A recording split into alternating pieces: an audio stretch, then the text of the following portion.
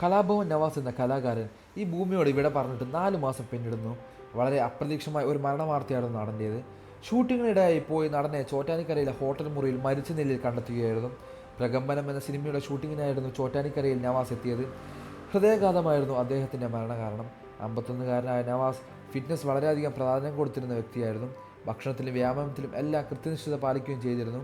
അങ്ങനെ ഒരാൾക്ക് എങ്ങനെ ഇത്തരത്തിലൊരു മരണം വന്നു എന്നത് ജനങ്ങളെ ഒന്നാകെ സങ്കടപ്പെടുത്തിയത്. 3 പറക്കമുറ്റാത്ത കുഞ്ഞുങ്ങളെ ഭാര്യ രഹനയെ ഏൽപ്പിച്ചാണ് കലാഭവൻ നവാസ് പോയത്.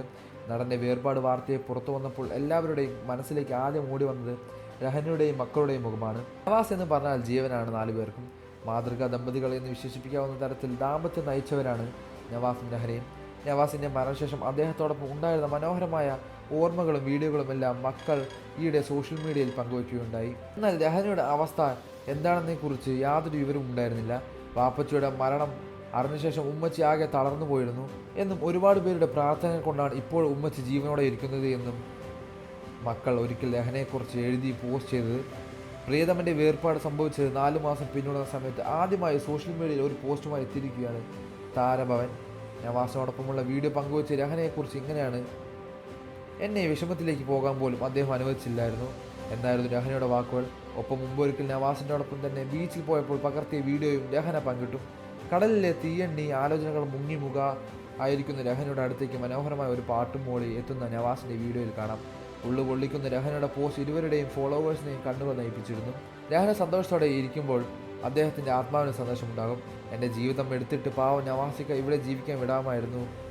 എനിക്ക് സംശയങ്ങളില്ല, പക്ഷെ സന്തോഷമായി ജീവിക്കുന്നവരെ പിരിക്കേണ്ടായിരുന്നു എന്നിങ്ങനെ കുറിച്ചവരുമുണ്ട്. രഹനയും നവാസും പ്രണയിച്ച് വിവാഹിതയായവരാണ്. നവാസ് ഷൂട്ടിങ്ങിനിടെ പോകുമ്പോൾ ആ കുറച്ച് ദിവസത്തെങ്കിലും പിരിഞ്ഞു താമസിക്കുന്നത് ഇരുവരുടെയും വേദനിപ്പിക്കുന്ന.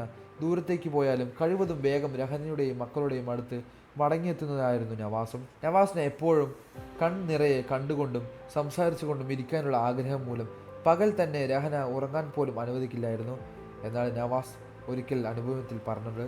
രഹന അത്രത്തോളം നവാസിനെ ആശ്രയിച്ചാണ് ജീവിച്ചിരിക്കുന്നത്. ഇത് മുന്നോട്ട് ജീവിക്കാൻ രഹനയെ പ്രേരിപ്പിക്കുന്ന ഘടകം നവാസിൻ്റെ 3 മക്കളാണ്. സിനിമയിൽ വീണ്ടും നല്ല നല്ല വേഷങ്ങൾ നവാസിന് ലഭിച്ചു തുടങ്ങിയത് മരണത്തിൻ്റെ മുമ്പ് ഇരുവരും ഒരുമിച്ച് ഇഴ എന്നൊരു സിനിമയിൽ അഭിനയിക്കുകയും ചെയ്തിരുന്നു. നവാസിൻ്റെ മരണശേഷം യുദ്ധച്ചടങ്ങ് അനുഷ്ഠിച്ചു വരികയായിരുന്നു രഹന.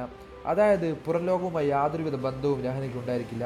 അങ്ങനെ 4 മാസങ്ങൾക്ക് ശേഷമാണ് ഇപ്പോൾ രഹന തൻ്റെ സോഷ്യൽ മീഡിയ പേജിൽ നവാസിനെ കുറിച്ച് ഈ കുറിപ്പ് പങ്കുവച്ചിരിക്കുന്നത്.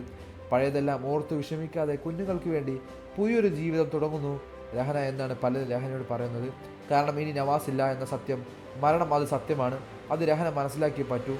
അതുകൊണ്ട് തന്നെ മക്കൾക്കായി ഇനി സന്തോഷത്തോടെ ജീവിക്കൂ എന്നാണ് രഹനയോട് പലരും പറയുന്നത്. കൂടുതൽ വാർത്തകളും വിശേഷങ്ങളും ഈ വീഡിയോ ലൈക്ക് ചെയ്ത് ചാനൽ സബ്സ്ക്രൈബ് ചെയ്ത് സപ്പോർട്ട് ചെയ്യുക.